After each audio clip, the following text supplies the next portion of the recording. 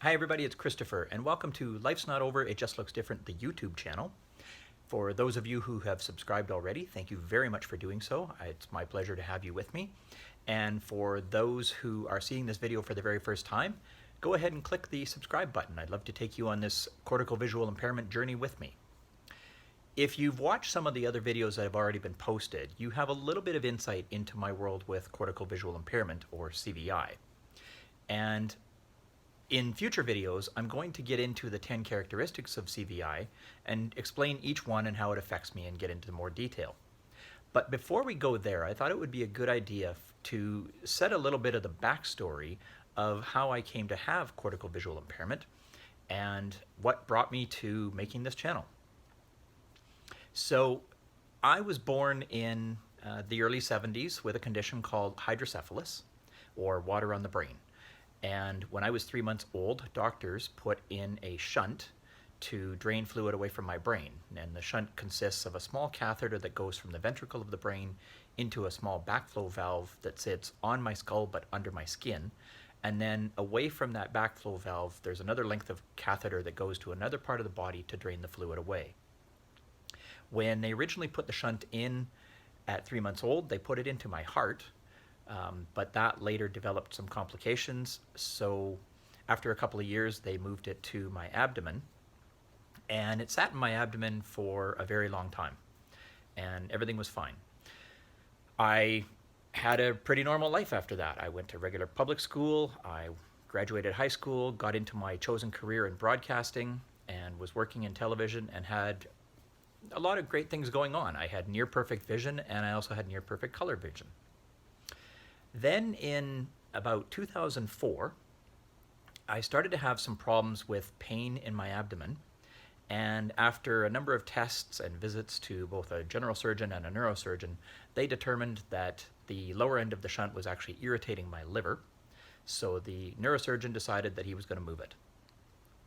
And so we planned a date for surgery, but just a couple of days before that planned surgery, the shunt actually failed. And it blocked up pretty hard, so I had to be taken into hospital for an emergency shunt revision. They did the revision, and I didn't recover quite as well as I should have after the surgery, so they did a little testing and they discovered that the shunt had actually blocked again.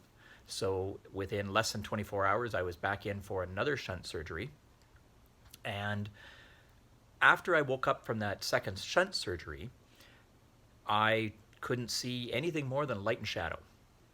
I remember my spouse coming into my hospital room, and as she came in, she was just a shadowy figure that I didn't recognize until she spoke. And it was that was kind of the moment that we realized that I had a really big problem.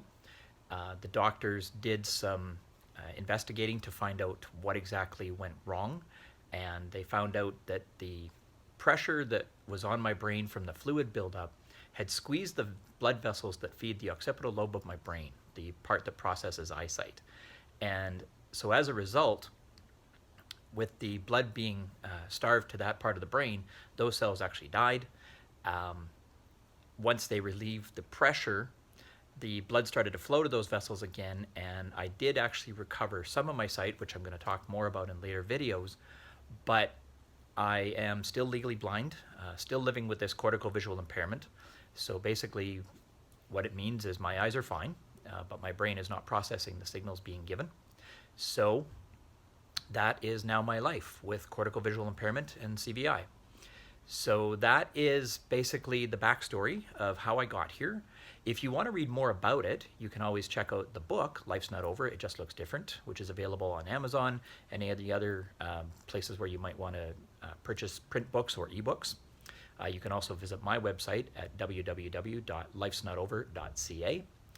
And like I said, in future videos, I'm going to talk about the 10 characteristics of CVI, go through them one by one and talk about how they affect me.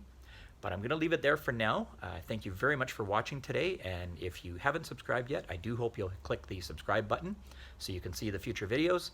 And again, if you're one of the new subscribers who's joined this channel, thank you very much. It's nice to have you, and welcome on the journey.